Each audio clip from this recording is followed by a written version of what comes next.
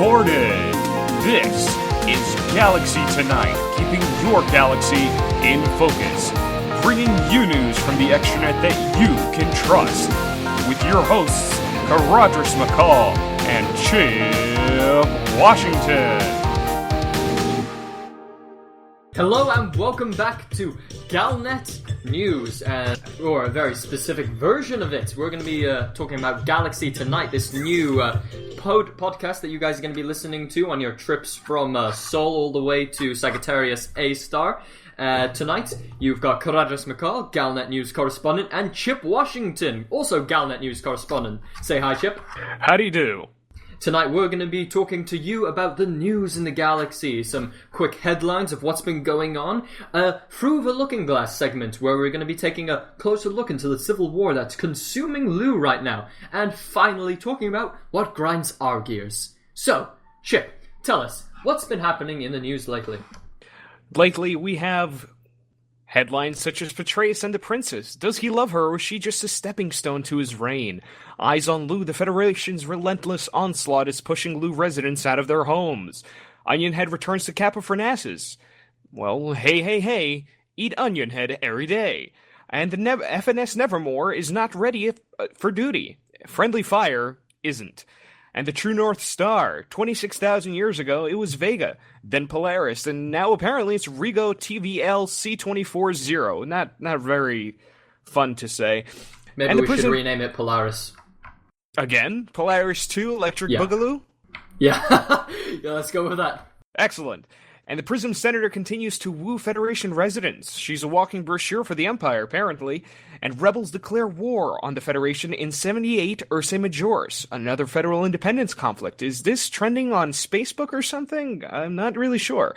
And Hudson questions Halsey's motives. It's a skill of the pilots to change of tide the war, not the president that tells them to go there. All right, thank you very much, Chip.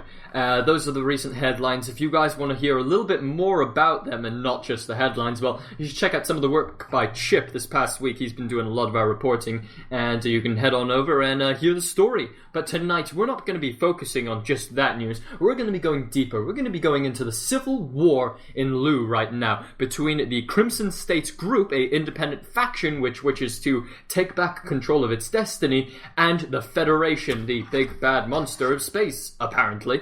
So, this is all going to be covered in a little segment called Through the Looking Glass. This is going to be our quick little name if you want to really get into the big story. So tonight, we've got a few interviews lined up for you with both some Crimson State Group fighters and some Federation members. And we're going to be talking with them, see what their opinion on the entire war is, and find out why they're doing it. Actually, Chip, what are your feelings on the war in Lugh? Well, I feel it's really unfortunate that there's any fighting going on, but we do need to understand where these people are coming from. Independence is always an important thing. Ancient Earth had its own independent countries fighting for their freedoms, and even I think it's called America, I believe it was called. That was one of the first ones to gain a major foothold in their independence from their, England. I don't think it was just America, though. America was the name of both of the continent. I think it was like the United Kingdom of America. Yeah, that's it. United Kingdom of America. I think so. Why not? Made up like 50... anyway, so obviously it's been a problem in the past, and it's now a problem here in the present. So tonight we're going to be talking with a few of the people who have those problems in their everyday lives. So first of all, we're going to be bringing on a member of the Crimson State Group, or at least someone who fights for them. So tonight I want you all to welcome on Mac Winston to the show. Mac, would you mind saying hi to the audience? Good evening. Nice to meet you, Mac. How are you doing tonight? I'm doing extremely well. Wonderful. So, for the listeners, we've just been talking about the war in Lugh, but none of us have really been part of it. I mean, I do support the Crimson State Group personally, but again, I don't really know what's going on in the front lines. Do you mind telling me what is? Well, there's several lines, really. There's the big conflict zones, which we've been hearing so much about. The capital ship, I think it's around Lugh 10. I haven't personally seen it, but there's certainly one there. There's also been some interdictions of some federal convoys, basically to disrupt their operations. There's also been quite a lot of just space trucking. There's been a lot of trading, a lot of goods being brought in to help the war effort and to protect the Crimson State Group's assets in the various trading platforms in the system. And you are in support of the Crimson State Group, right? Yeah, that is correct. And how are you supporting them? Are you one of the fighters in the conflict zones, or are you bringing in supplies? Well, I've brought a little fleet along with me as a member of the East India Company. We have some resources behind us. So I have a flying brick, a trade ship, the Lacon's beautiful T6, which is an absolutely gorgeous ship and just perfect for the job. Yeah, I hear it's even more maneuverable than an Eagle. Yeah, I've heard that rumor. Well, I wouldn't quite go that far, but it is very pleasant to fly, and I've been having some full times getting reacquainted with my T6. I also have a couple of fighters. I've been flying an Eagle occasionally for some of the quick strike missions, and also my Cobra to help the effort in interdicting some of the Federation convoys that have been going around. And so basically I've seen it all, really, apart from the capital ship, unfortunately. Yeah, I've heard that one's been quite a nightmare. I've actually saw a vid on the extranet, and apparently the sound it makes, oh god, it's sends shivers down your spine.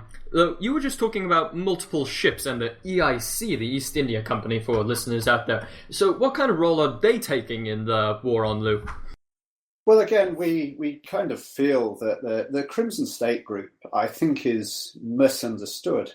I've been seeing a lot of accusations that it's some organisation, religious extremists, but in reality, the CSG is another company like us. They employ millions of Lughians and provide a good standard of living for these people. So they're kind of kindred spirits to us. So we've basically been supporting them any way they can, either by lending a hand with combat or by bringing in supplies to help them secure their trading zones in the platforms around the system, that kind of thing. So it's basically we've been providing whatever support we can and whatever material and whatever ships we can spare at the moment from our normal trading operations, which bring our company the bulk of our profits. All right, and actually, talking about the EIC, we're just going to go on a bit of a tangent because they have been a very big group in the news recently that we've covered ourselves, and I want to talk about how do you feel about the EIC? How did you join? Well, basically, I've been in space for a little while now, and I sort of kind of end up gravitating towards the Imperial part of space. I'm not actually from the Empire originally. I'm originally from Azerbaijan in Iran, and the problem is what really turned me off sticking around, say, Federation space, is that I was given a very, very cold welcome, let's say, by the Federation. I was instantly marked unfriendly for no good reason. Basically for something my father had actually done. And it was nothing to do with me, but they decided to tie me with the same brush. So I had no particular love for the Federation, let's say. So I ended up drifting down towards Imperial space, and the EIC had an opening, and they're good people. So I joined them, and the rest is history. And I've enjoyed my time with the company. That sounds great. I've actually talked a bit with them myself, and it seems like, for all that people complain about them, and honestly, some of the actions they do commit, especially some of the stuff that went in BDO3, if considered foul play, they've been effective. With the EIC's help, do you believe the Crimson State Group is itself effective in Lugh? Do you think they're going to pull through on this? To be perfectly honest, I think we have an uphill struggle. However, the war is not over yet. The Federation may be winning some battles, and I'll concede that's true, but there are certain things that have certainly come to my notes. For example, most of the Federation pilots heading off to help their capital ship, which is leaving some of the other conflict zones quite unprotected, and effectively they've thrown their comrades under the bus here, and we've been cleaning up quite nicely. we've also had a lot of success in disrupting their convoys, and it remains to be seen what effect on the overall conflict this will have. But I think it's probably going to give them a bit of a nasty surprise at the end of the day. And also, our trading effort has been going very well. We've had a very organised set of trade wings up and running for some time now, and we can hold our own. We can keep the pirates away, and nobody's been trying to blockade the system, which makes our job easy. So, although I think we still have our work cut out, and I'll make no bones of it, if we slack off now, then the Federation is sure to win. I think it's not quite as bleak as some people have been making out. All right, that's wonderful. Thank you very much, Mac. Hey, Chip, do you have any final questions for Mac here? I unfortunately do not, but I hope that everything works out for both sides in one way or another. The less bloodshed there is, the more peace we can have. And that's a wonderful sentiment. All right, Mac, thank you very much for being on the show tonight. Thank you very much. Please, I hope you have a nice night, and I hope that your goals for now and for the future go well. Thank you. I'll see you in the black. All right, and after Mac right there, we actually have some new interviewees by the names of Charles Chefjitsu Tate and Thomas Starkiller Ulaid. Both of them are actually Federation pilots. They've been working to prevent the Crimson State. And this is where I'm going to let Chip take over. Good evening. How are you, gentlemen? I'm doing good. Doing very well, thank you. Excellent. Now, how long have you guys been in this conflict? I have been here since last week, really. Been watching it for a while whenever the fighting wasn't happening, so I have. I see. How about you, Charles? I was across the star system, so it took me quite a while to get here. I've been here the last 2 days. I see. And how was fighting the good fight going for you guys? Are you guys succeeding in your endeavors in helping the Federation? Yeah, it's been going pretty well. I've noticed a lot of Crimson State wings that have been organized have been doing quite alright, but the sheer numbers in the Federation side is, it's enough to kind of stop that, really. Well, that's excellent. That's good to hear from your perspective, at least. Go ahead. I have to say that since Hazley's reinforcements have arrived as he promised, we are actually doing quite well. That's good.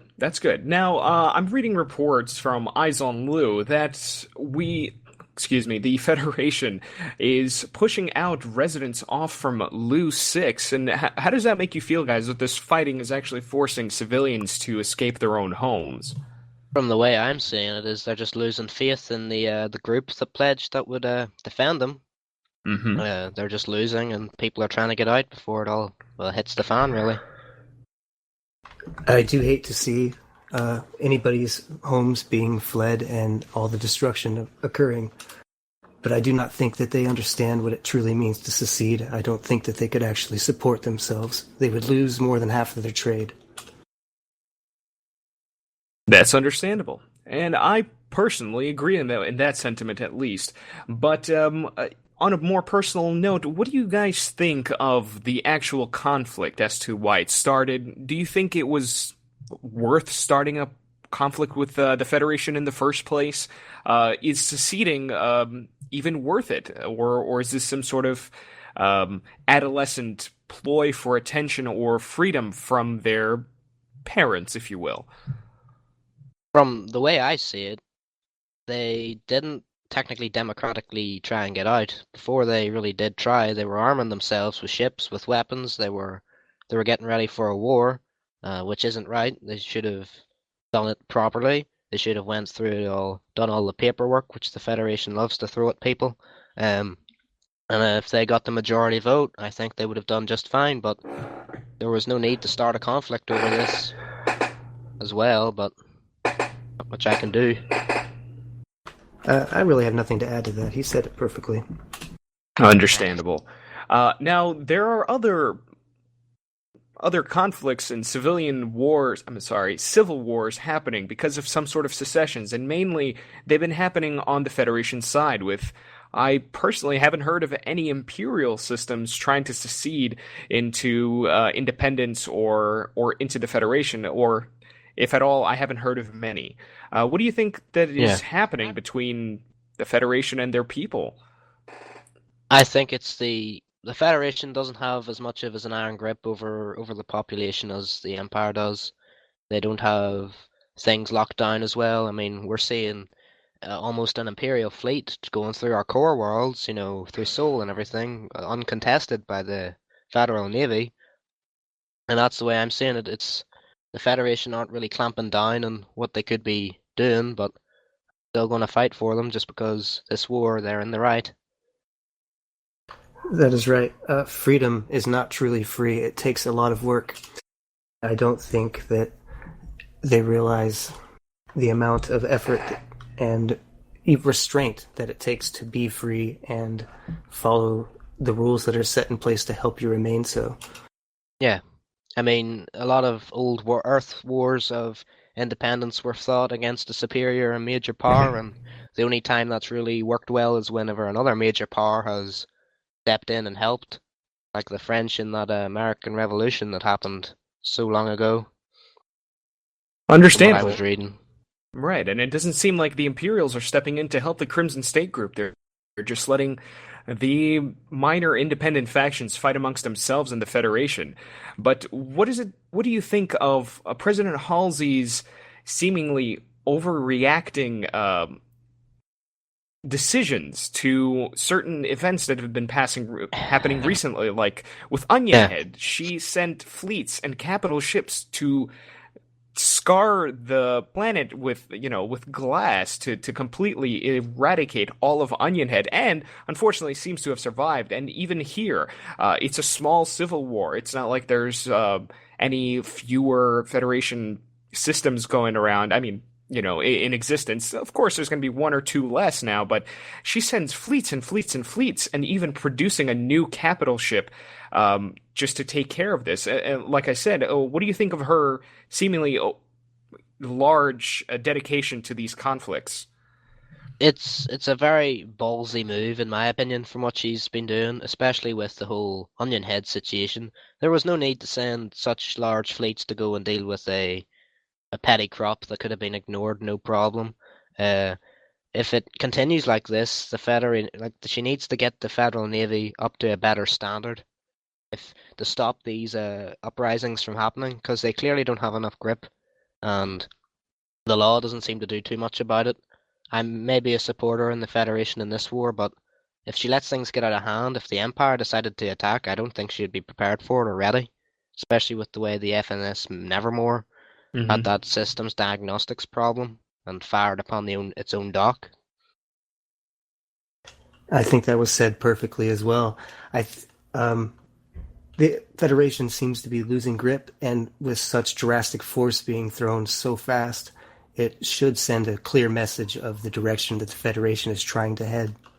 Yeah, it's pissing off a lot of people, so it is, and if they keep doing it, I mean, we've had Lugh, we had the Iran conflict, and we have another backwater system trying to get independence now.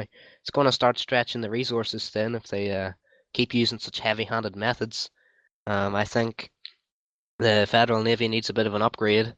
It needs more people, more ships, better security systems to be able to deal with these problems, because realistically, the Federal Navy's not equipped to deal with civil war. Then how the hell is it going to be equipped to deal with a foreign invasion? I mean, they're making the Alliance's Navy look powerful, and we all know that's not true. Understandably so. But I asked you what you thought of the conflict, but now I want to ask, why do you guys fight for the Federation? I've been fighting. Oh, you go, Chef. Oh, I was just going to say I am a staunch supporter for the Federation. I flew troop transport until I took some shrapnel to the knee and was forced to leave and was discharged. But ever since then, I've been flying mercenary missions and anti-piracy missions as often as possible to make ends meet. And when this situation arose, it seemed to fit my situation perfectly.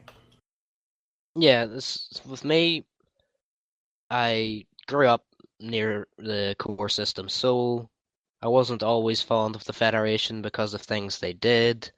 But this war, it just seemed like the Federation was in the right for once. But I fight for the side that pays the best. I mean, I went down to Sorbago and helped defeat the rebels. I'm no good guy in that kind of sense. I also went to the Jurius system, I believe, to also help fight there. I'll just go wherever the fighting takes me, really.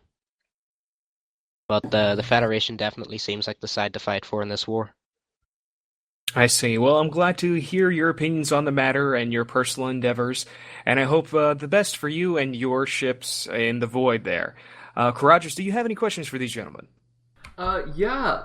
I just wanted to... No, actually, no, I don't. I thought that was a pretty good job by you guys. I do think, good luck in your own adventures, and I know that you, Chef, I know that especially with your shrapnel to the knee injury, I think...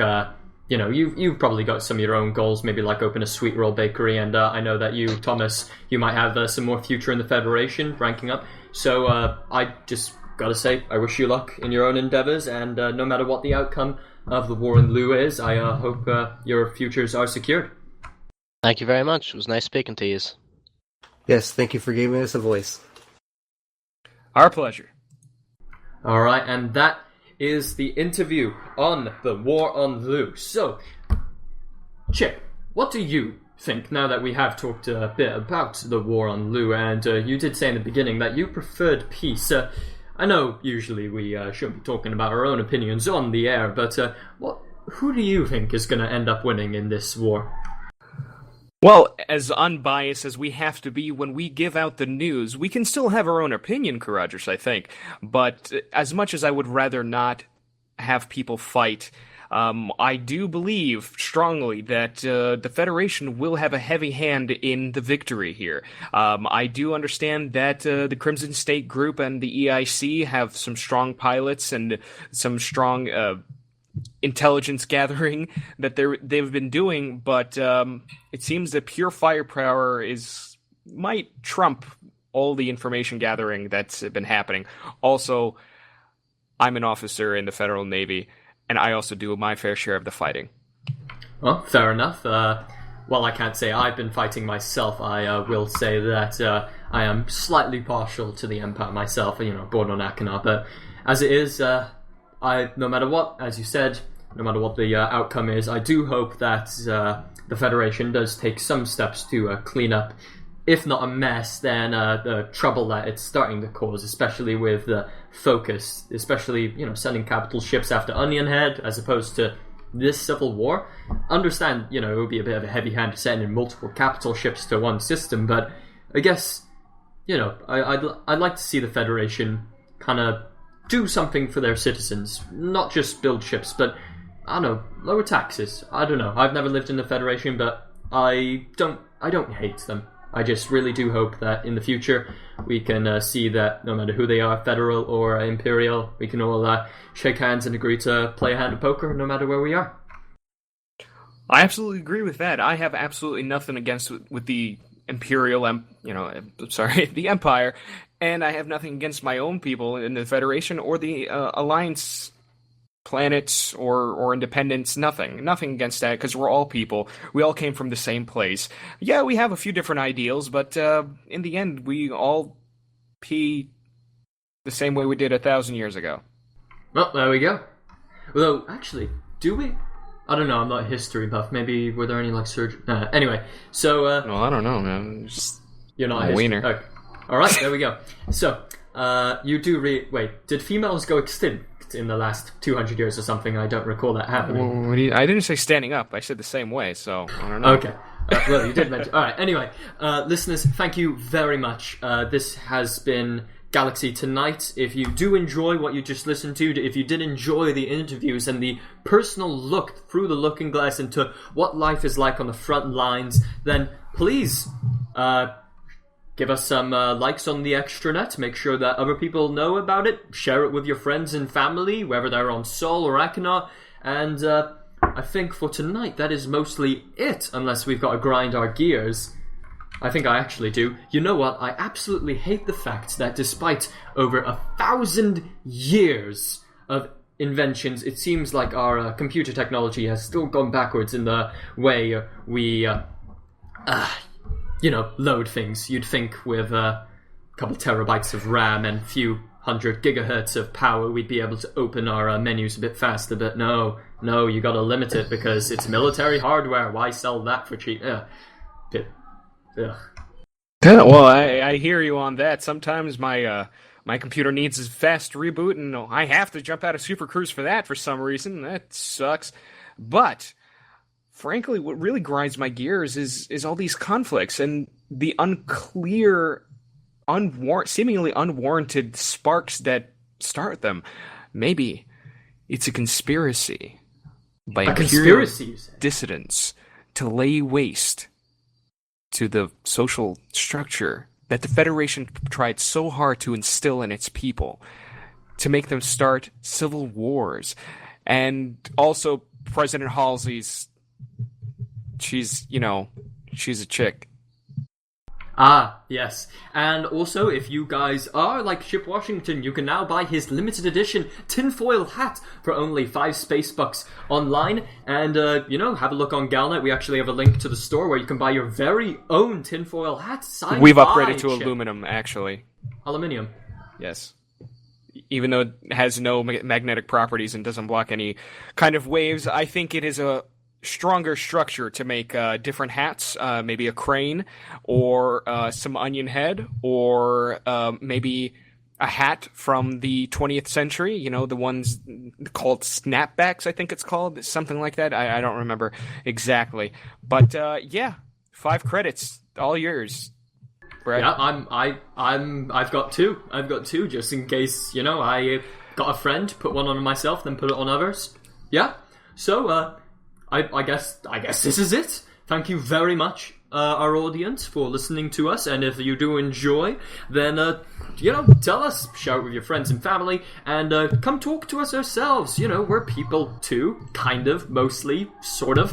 And we'd love to hear what you think about our efforts to make sure that your galaxy stays in focus. My name is Caradras McCall. And I'm Chip Washington. And you have been listening to Galaxy Tonight. Thank you very much. Very much.